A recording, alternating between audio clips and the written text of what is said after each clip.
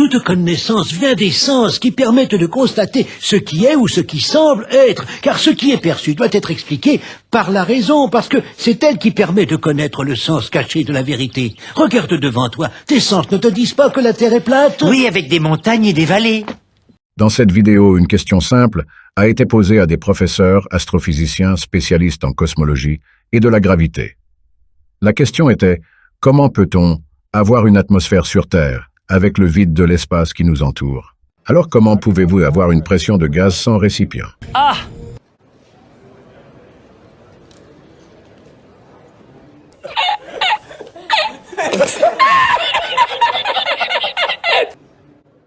Pas de réponse.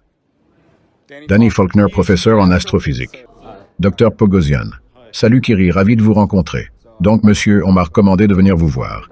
Je suis donc venu à 2 ou 3 de ces colloques de cosmologie, et j'ai posé ces 2 questions, et ils m'ont recommandé de poser ces questions aux cosmologues parce que le physicien précédent ne pouvait pas leur répondre. La première question est, et c'est parfait parce que vous faites des tests cosmologiques, vous faites des tests de gravité, avez-vous trouvé quelles expériences, ou avez-vous découvert ou vu des expériences qui prouvent l'existence d'une force appelée gravité, avec des effets distincts des effets de la densité et de la flottabilité dans le milieu? Quelle preuve y a-t-il pour la gravité? Une expérience? Une expérience distincte des effets de la densité et de la flottabilité. Il y a beaucoup de preuves. Donc, je voulais donc dire des preuves expérimentales. Donc, c'est une expérience. Quelle est la variable indépendante dans cette expérience? Ok, je suppose que vous pourriez regarder différents échantillons et contrôler les échantillons. Je veux dire, vous pouvez laisser tomber des choses dans le vide. Les choses sont donc plus denses que zéro.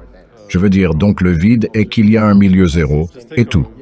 Ce que vous pouvez laisser tomber des objets alors que vous prenez simplement une pièce et évacuez l'air et puis ils tombent tous de la même manière. Tous aussi plus denses que rien, n'est-ce pas? Ils sont tous les deux égaux. Cela est donc différent des effets de la densité et de la flottabilité. Donc la gravité est une force. Donc quand les choses tombent dans un milieu, c'est parce qu'elles sont tout aussi plus denses que rien. Dans un vide, ils sont tout aussi plus denses que rien. C'est pourquoi ils tombent pareil.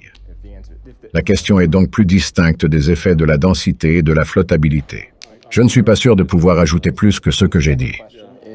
Et la deuxième question est, donc votre cosmologie dépend de la deuxième loi de la thermodynamique, qui stipule donc que vous ne pouvez pas avoir un système de pression de gaz au milieu d'un vide, comme une haute pression va toujours à basse pression. Oui, c'est vrai. Donc votre cosmologie, comme elle est évoquée dans le modèle héliocentrique, dépend d'une violation de la deuxième loi de la thermodynamique. Que veut dire modèle héliocentrique? Le modèle héliocentrique signifie le modèle cosmologique supposé de la théorie de la relativité générale. Ce qui donne un centre à l'univers. Mais vous avez normalement un gaz qui a composé les étoiles au milieu du vide. Oui, donc oui, vous avez raison, donc si vous avez du gaz, il se dilaterait absolument dans le vide. Alors, connaissez-vous des démonstrations de pression de gaz au milieu d'un vide sans barrière solide entre les deux? Non, non.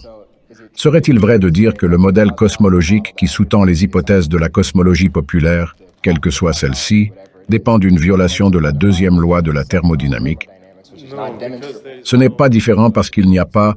ce n'est pas comme nous. C'est au début que l'univers n'a pas de centre. Il n'a pas de point central. Et il est uniformément rempli de rayonnement.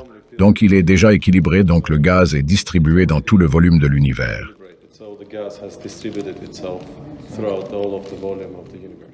D'accord, alors pouvez-vous démontrer? Disons que la pression du gaz adjacente a un vide sans barrière entre les deux. Est-ce que cela peut être démontré? Je ne suis pas sûr. Supposons que j'ai une pression.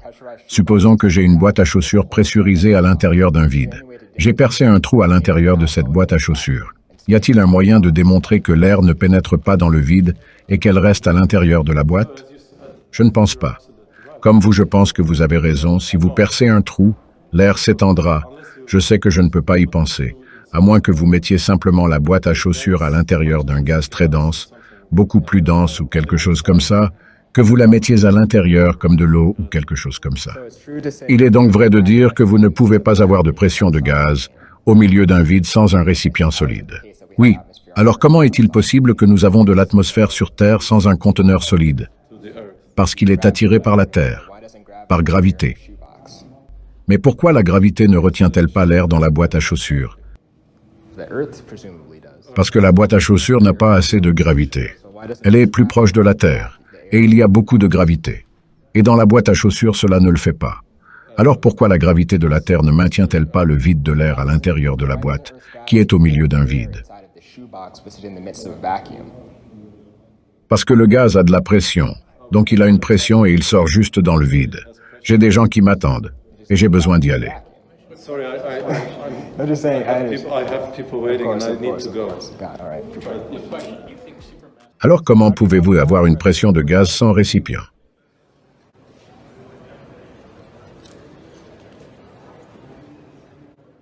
Pas de réponse.